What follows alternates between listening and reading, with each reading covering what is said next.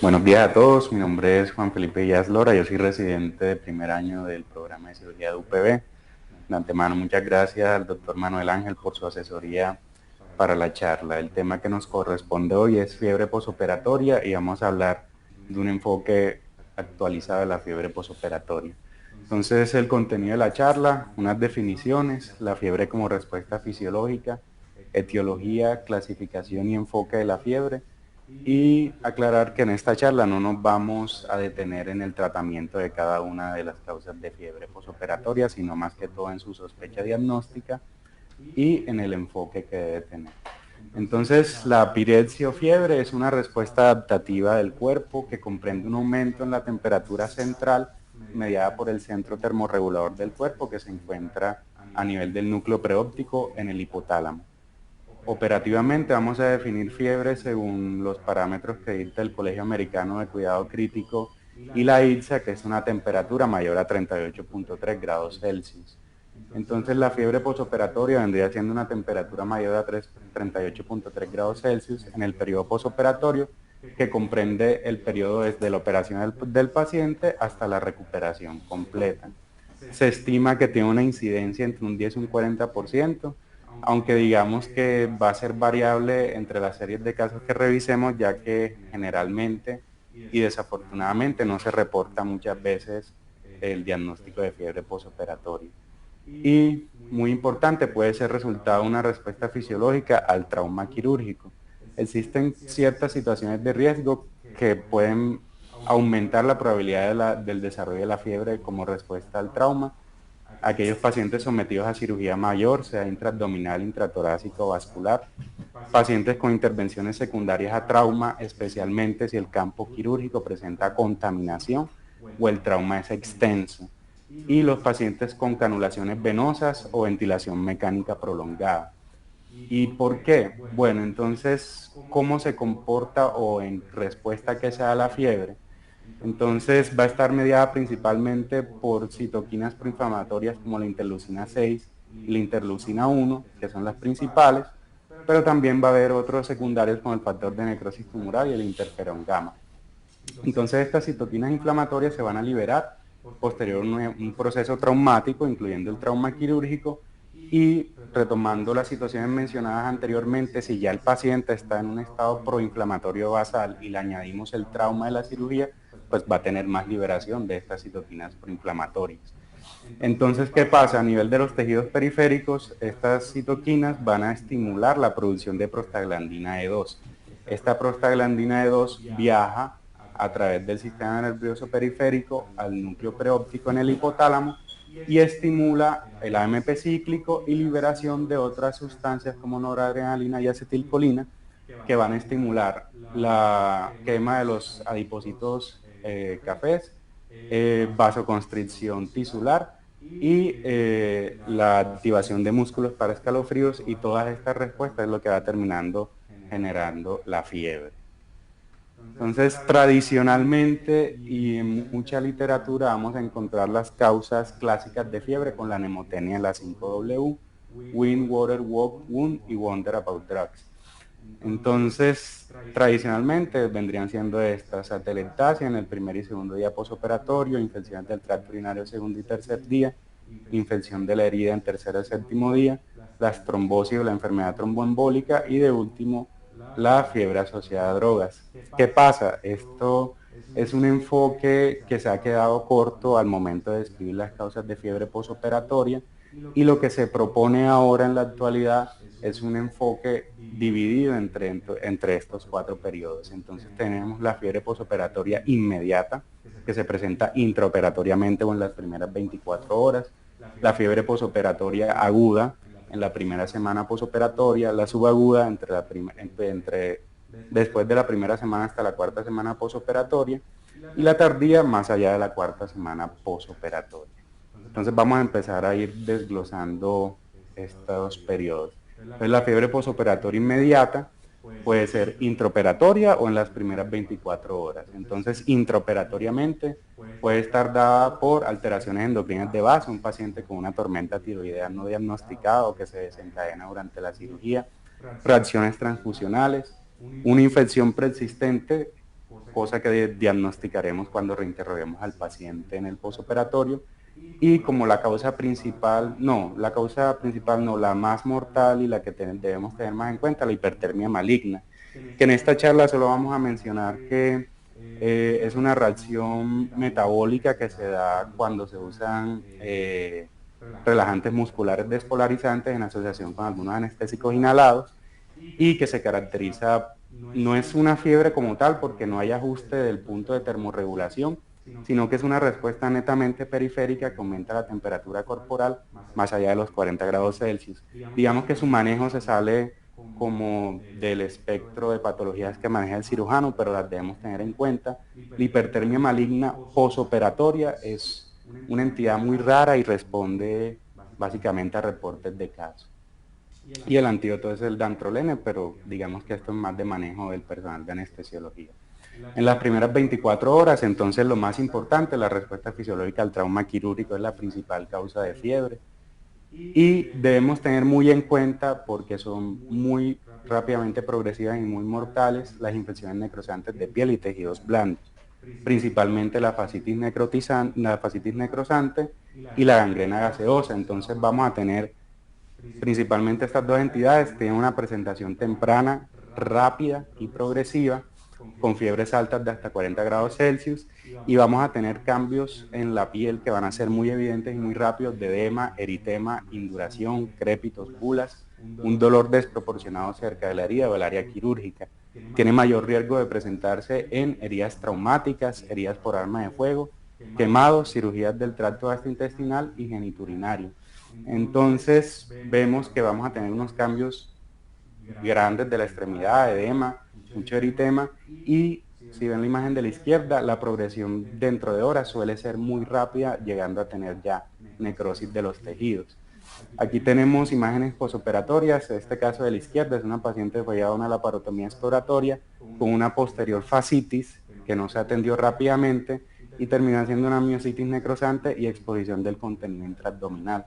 La gangrena de Fournier no suele presentarse tan temprano en las primeras 24 horas, pero ya podemos empezar a ver casos tempranos y suele estar asociada a cirugías del tracto, pues para nosotros, de la región anorrectal, y en caso de urología del tracto urinario. Y acá podemos ver una fascitis necrosante con adición de una miositis necrosante que generalmente está dada por Clostridium. Entonces la intención de esta imagen, recordar que estas infecciones suelen ser polimicrobianas y puede tener uno la mala suerte de tener un agente que nos dé una fascitis necrosante y adicionalmente un agente como un Clostridium que nos dé una miositis necrosante o gangrena gaseosa. Si le solicitáramos estudios de imagen a estos pacientes, el hallazgo que nos va a encender las alarmas es la presencia de aire en los tejidos musculares o aponeuróticos e incluso en las extremidades. Con una radiografía simple nos podemos apoyar para el diagnóstico. Si bien es cierto que yo mencioné que no íbamos a hablar de tratamiento, sí quiero hacer énfasis de que estos pacientes deben ser llevados a cirugía inmediata para un desbridamiento, lavado quirúrgico, toma de muestras, y que se debe iniciar antibióticos temprano, betalactámicos de amplio espectro, y asociación con clindamicina para casos de Clostridium que pueden estar presentes. Entonces ya pasamos a la fiebre posoperatoria aguda y digamos que hasta cierto punto podemos retomar lo que vendría siendo la mnemotecnia de los 5W. Entonces, ¿por qué hasta cierto punto? Pues la primera causa que aparece tradicionalmente descrita en los libros es la atelectasia. Entonces las atelectasias tienen una tasa alta de incidencia en el paciente posoperatorio, hasta un 90%. Tradicionalmente se han tenido como causa de fiebre en las primeras 48 horas, pero si empezamos a analizar los casos, podemos encontrar que coincide con el tiempo de la fiebre como respuesta fisiológica al trauma quirúrgico.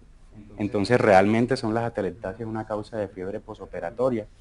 Pues ya esa pregunta empezó a resonar entre los médicos, y esto es un estudio del 95, donde hicieron un seguimiento prospectivo de 100 pacientes en posoperatorio de cirugía cardíaca. Se siguieron con radiografía de tórax del día 0 hasta el día 2 postquirúrgico y se tomó como fiebre a la temperatura mayor o igual a 38 grados Celsius. ¿Qué encontraron ellos? Que la incidencia de las atelectasias iba aumentando a medida que pasaban los días posoperatorios, con una tasa de 43, 69 y 79% respectivamente para los días de 0, 1 y 2. y paradójicamente encontraron que la incidencia de fiebre, al contrario, disminuía a medida que pasaban los días posoperatorios. Entonces veníamos de una tasa de 37, 21 y 17%, y no hubo ninguna diferencia estadísticamente significativa entre los pacientes con atelectasia y fiebre y aquellos sin atelectasia y fiebre. Entonces ya esto empieza a hablar de que la atelectasia en realidad no es una causa de fiebre. En 2011, esto es una revisión sistemática, realizaron una búsqueda en PubMed y Scopus para identificar estudios que examinaran la asociación entre atelectasia y fiebre posoperatoria. Incluyeron 8 estudios para un total de 998 pacientes de cirugías cardíacas abdominales y maxilofaciales. ¿Y qué encontraron ellos?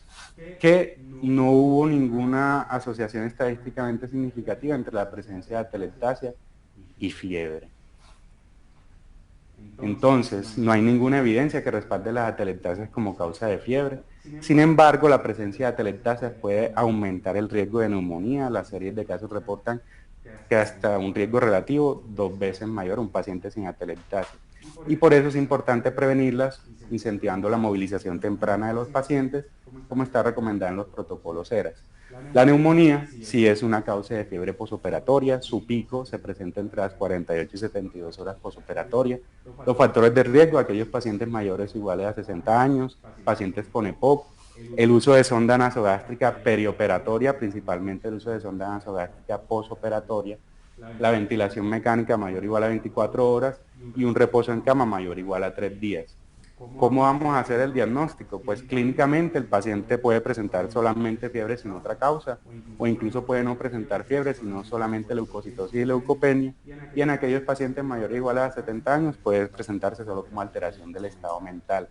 Vamos a tener generalmente otros síntomas como tos, disnea o taquipnea de novo, un esputo purulento o aumento de las secreciones y un deterioro del intercambio gaseoso, que puede ser a veces el único hallazgo que vamos a encontrar que sea sugestivo.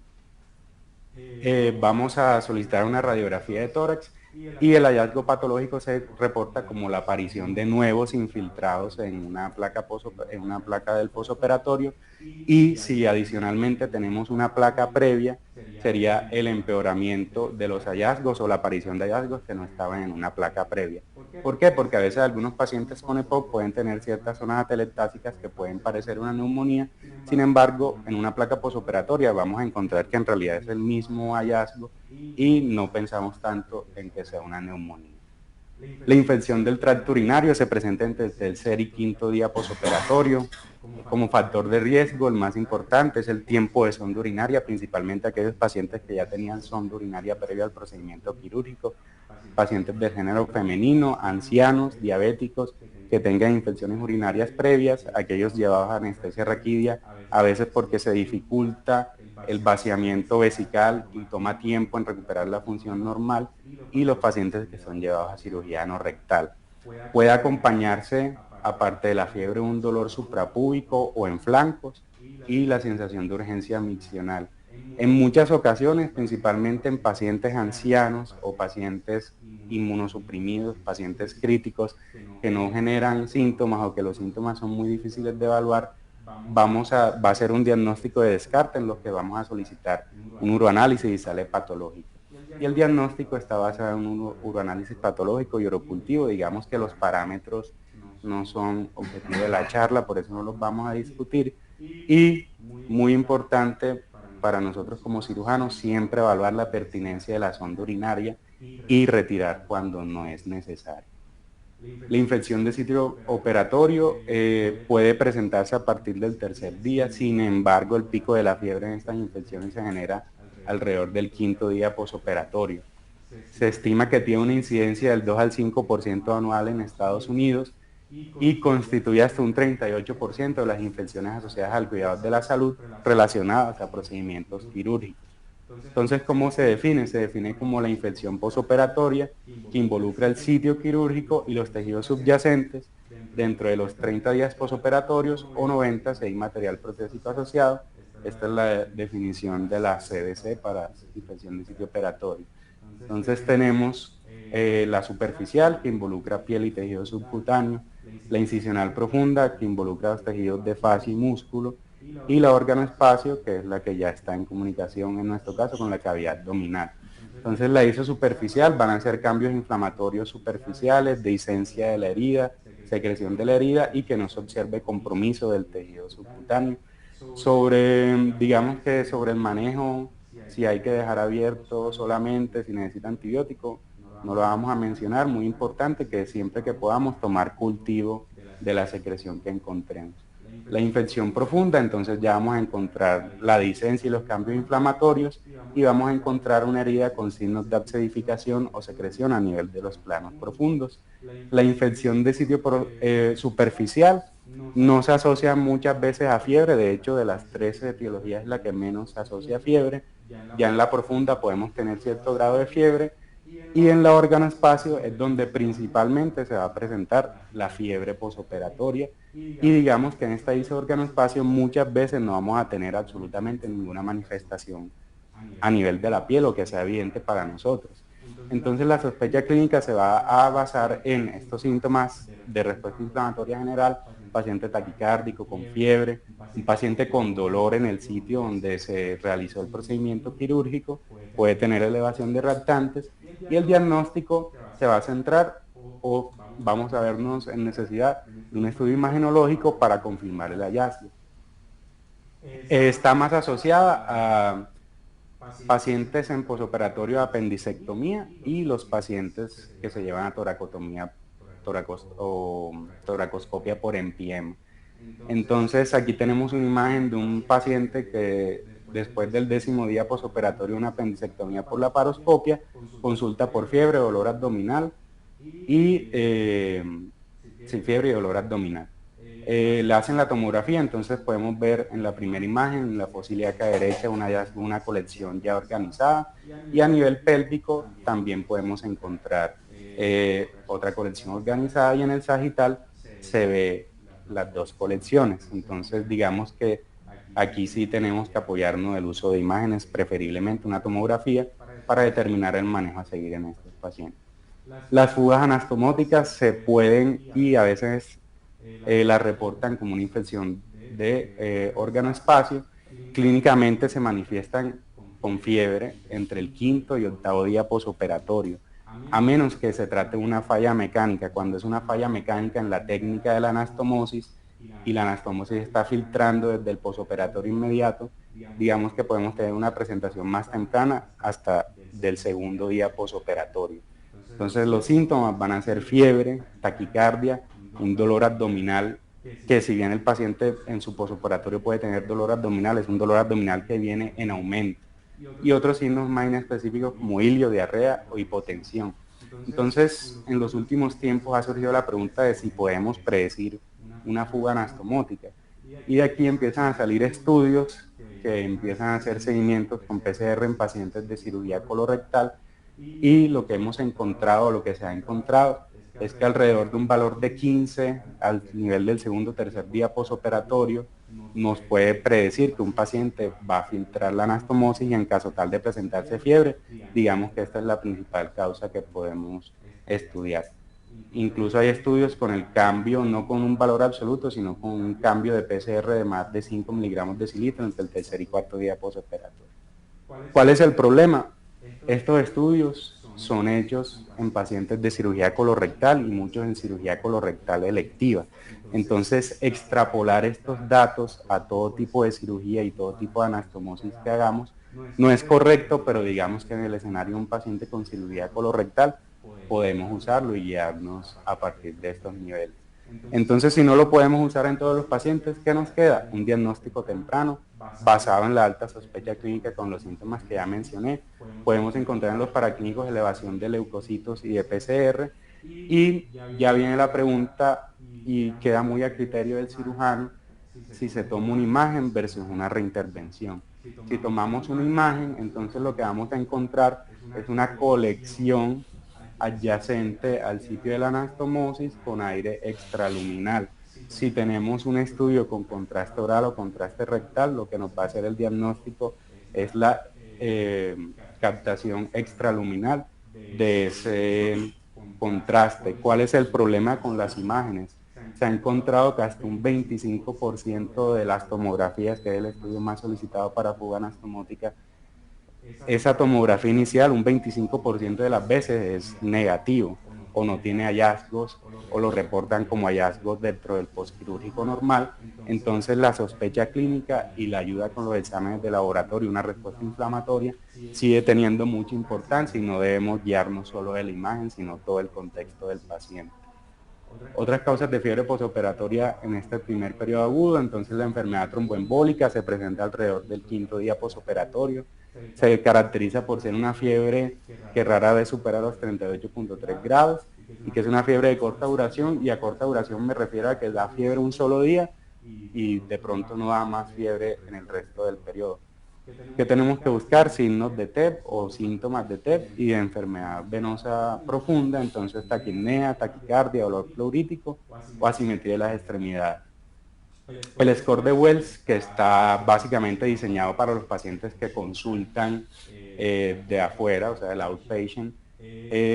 Digamos que en el inpatient, el paciente que está hospitalizado y principalmente el paciente que está en un posoperatorio no tiene mucha validez al momento de clasificar un evento como de mediano o alto riesgo, pero sí tiene una gran sensibilidad para descartar un paciente. O sea, si es un well de bajo riesgo en un paciente posoperatorio, lo más seguro es que ese paciente no tenga una enfermedad tromboembólica.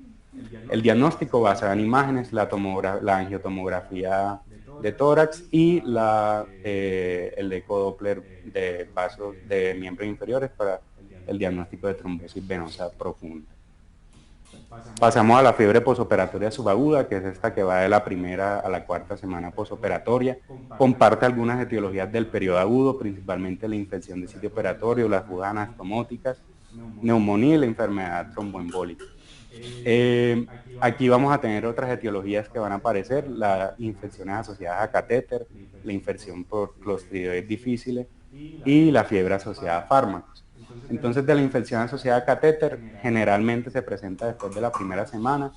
Como requisito o lo que aparece en las guías que hablan de la infección asociada a catéter es que tiene que estar asociada a la presencia de un catéter venoso que tiene al menos 48 horas posicionado. ¿Qué dicen ellos? Que si un paciente, por ejemplo, le pone un catéter PIC, empieza a hacer fiebre a las 24 horas, lo más seguro es que eso no sea una fiebre asociada al catéter. ¿Cuáles son los mecanismos de infección por los que se puede infectar un catéter? Manos del personal sanitario al momento de la manipulación de la conexión o de la piel del paciente, que el fluido de infusión esté contaminado, una diseminación hematógena a nivel de la punta del catéter o una infección por continuidad de los tejidos subyacentes al catéter. El estafilococo coagulasa, los estafilococos coagulasa negativo y el estafilo aureus son los agentes más frecuentes, y la pseudomonas se asocia principalmente a pacientes neutropénicos y con enfermedad grave. Los síntomas principales, además de la fiebre, van a ser los escalofríos, signos inflamatorios, podemos encontrar signos inflamatorios locales, aunque muchas veces no, y a veces podemos encontrar hipotensión, difusión del catéter, y digamos que la fiebre y los escalofríos suelen asociarse a la actividad del catéter, es decir, un paciente que está en diálisis, un paciente que le están administrando infusiones con un catéter venoso central, la fiebre y los escalofríos se van a manifestar generalmente posterior a la utilización de ese catéter. Entonces, para el diagnóstico de esta causa de fiebre, vamos a solicitar un cultivo periférico y un cultivo central. Digamos que lo que nos hace el diagnóstico son 3 escenarios: un aislamiento del mismo patógeno a nivel del cultivo central y el periférico, si es cuantitativo, que tenga 3 veces más unidades formadoras de colonia del central que el periférico. Si no es cuantitativo, entonces que el cultivo central pite o sea positivo 2 horas más rápido que el periférico, y ya cuando un paciente se le retiró un catéter, que tenga el cultivo de la punta de catéter y el cultivo periférico con el mismo agente etiológico. Hay unas indicaciones para retiro del catéter que podemos incluso hacer nosotros la indicación del retiro, que son pacientes con infección persistente del punto de inserción, signos de infección a nivel del túnel subcutáneo, complicaciones sépticas locales o metastáticas como endocarditis, tromboflebitis séptica, bacteriemia relacionada a ciertos organismos como el estafilococcus aureus, los bacilos gram negativos no fermentadores, hongos filamentosos, levaduras y micobacterias, y una bacteriemia persistente tras 3 días de un tratamiento dirigido.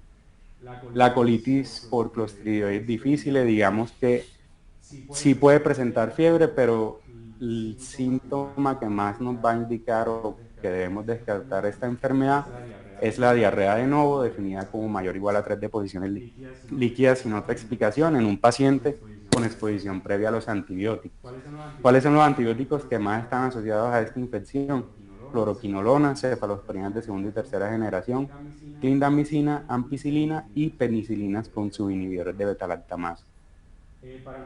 Para no enredarnos mucho, tenemos unos marcadores geneses como la GDH, que es una enzima de la bacteria, y unas toxinas A y B. Esos son los exámenes iniciales que vamos a solicitar. Si tenemos tanto el GDH como alguna de las toxinas positivas, hacemos el diagnóstico. Si tenemos una sola de las dos, tenemos que solicitar un test de amplificación de ácido nucleico, o sea, una PCR, y esta va a ser la que nos haga el diagnóstico, y esto por temas de costo, porque la PCR es costosa. La fiebre asociada a fármacos es un diagnóstico difícil, requiere una alta sospecha clínica y un absolutamente y estricto descarte de otras causas de fiebre. No existe ningún hallazgo de laboratorio específico que nos haga pensar en este diagnóstico, pero lo que más se ha encontrado ha sido la eosinofilia. La respuesta febril de la fiebre asociada a fármacos coincide temporalmente con la administración del fármaco, aunque el patrón de la fiebre puede variar. Está dada por una reacción de hipersensibilidad tipo 3, que es mediada por complejos antígeno-anticuerpo, y el promedio de la aparición de la fiebre y el inicio del fármaco es entre 7 y 10 días. Es decir, un fármaco que se inicie antes de la semana generalmente no va a ser el culpable de una fiebre asociada a fármaco. Y el tratamiento es la descontinuación del agente causal. Esta es la lista de todos los medicamentos que se han encontrado asociados a fiebre posoperatoria. Importante resaltar los antibióticos, especialmente los betalactámicos, los anticoagulantes como la alteparina y la enoxaparina, y paradójicamente los AINES como el ibuprofeno, naproxeno y el celecoxib. Importante tener en cuenta cuando descontinuemos el agente causal que nosotros sospechamos, la fiebre puede durar hasta un máximo de 72 horas. Si después de 72 horas el paciente sigue con fiebre, tenemos 3 opciones. 1, nos equivocamos de fármaco. 2, el paciente tiene una reacción más grave que solo sea una fiebre posoperatoria, es decir, puede ser un paciente con una nefritis tubulointersticial por un fármaco que genera fiebre más allá de 72 horas, o 3,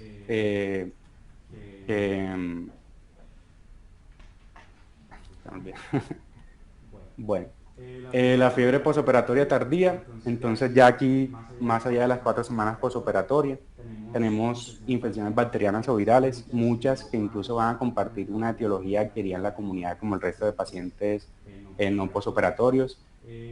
Vamos a tener las ISO asociadas a material protésico y un agente etiológico muy importante, la endocarditis infecciosa. Entonces la endocarditis infecciosa posoperatoria está mayormente asociada a pacientes que fueron llevados a reemplazo valvular y constituye entre un 10 y un 30% de los casos de endocarditis infecciosa. Tiene una incidencia de un 0.3 o un 1.2% anual, pero una mortalidad muy alta, entre un 20 y un 30%. Y vean, y lo que más quiero resaltar es que los periodos de fiebre son muy amplios, entonces va a tener una presentación temprana que va a ser en los primeros 2 meses, una presentación intermedia entre los 2 y 12 meses y una presentación tardía más allá de los 12 meses. Entonces un paciente que fue llevado a una cirugía de reemplazo valvular o también una cirugía de reparación valvular que llegue con fiebre, así haya pasado un año, siempre tenemos que sospechar e intentar descartar una endocarditis infecciosa. Entonces los síntomas van a ser fiebre, escalofríos, muy importante el soplo a la auscultación cardíaca, dolor torácico, se puede presentar dolor torácico, anorexia, pérdida de peso, mialgia, artralgia o sudor nocturno. Los hallazgos que reportan los libros como clásicos, que son las lesiones de Janeway, que son máculas eritematosas no dolorosas, los nódulos de Osler, que son nódulos eritematosos dolorosos en falanges, y las hemorragias de Nastilla son hallazgos que no se presentan mucho y tienen una muy baja sensibilidad, pero cuando están presentes en el contexto de esta sospecha, digamos que son altamente indicativos de una endocarditis infecciosa. Para el estudio de esta patología solicitamos hemocultivos y ecocardiograma, y el diagnóstico lo hacemos según los criterios de Doug modificado. Entonces, habiendo revisado estas causas, ¿cómo debe ser el enfoque de un paciente con fiebre posoperatoria? Pues primero, verificar los antecedentes, interrogar datos que sugieran infección previa, identificar alteraciones endocrinas que pueda tener el paciente y qué fármacos venía recibiendo ese paciente antes de la cirugía. En la historia clínica, ver cuál fue el procedimiento realizado, fue un trauma amplio, hubo mucha contaminación, fue una cirugía larga, hubo mucha manipulación de contenido, en qué día posoperatorio está el paciente para orientarnos según, como mencioné ahorita, de cuáles son los picos de cada patología, la presencia de dispositivos médicos y signos y síntomas, buscar síntomas adicionales a la fiebre que nos pueda orientar hacia un diagnóstico, cuáles son los hallazgos positivos al examen físico de este paciente. Muy importante la auscultación cardíaca en aquellos pacientes que han sido llevados a cirugía cardíaca. Y los paraclínicos tienen que ser orientados a una sospecha clínica y no paraclínicos de rutina. Entonces, este es un estudio de 2010, publicado en 2010, donde se hizo un estudio de estudiaron pacientes con fiebre posoperatoria y se les hizo exámenes rutinarios. Entonces, un estudio prospectivo de pacientes adultos llevados a procedimientos quirúrgicos selectivos en un periodo de 13 meses e incluyeron pacientes con fiebre posoperatoria en las primeras 72 horas a quienes se les estudió una causa de fiebre infecciosa. Entonces, de 1.032 procedimientos realizados, 245 pacientes presentaron fiebre posoperatoria, de los cuales 100 fueron evaluados para la causa de fiebre. 35 a los que se les solicitó hemocultivo no tuvieron ningún resultado positivo. De 46 muestras de orina, solo 4 infecciones urinarias fueron diagnosticadas. De 50 radiografías realizadas, solamente 3 tuvieron hallazgos sugestivos de neumonía. Y de 18 pacientes febriles que se diagnosticaron con una causa infecciosa, 9 fueron diagnosticados por examen físico sin necesidad de ayuda diagnóstica. Entonces, la gran conclusión de este estudio es que no a todos los pacientes yo lo tengo que hacer una batería de exámenes para el diagnóstico de fiebre, y vean que muchas veces si hacemos esto sin un enfoque claro, lo que vamos a tener son muchos resultados negativos y el aumento de costos de un paciente intrahospitalario. Entonces, en conclusión, la fiebre en las primeras 48 horas está más comúnmente asociada con la respuesta al trauma. El tiempo de aparición de la fiebre es una herramienta que nos puede orientar sobre la posible etiología del paciente con fiebre posoperatoria.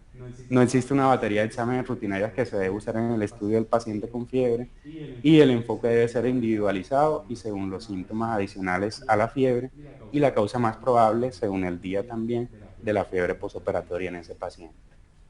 Bueno, muchas gracias.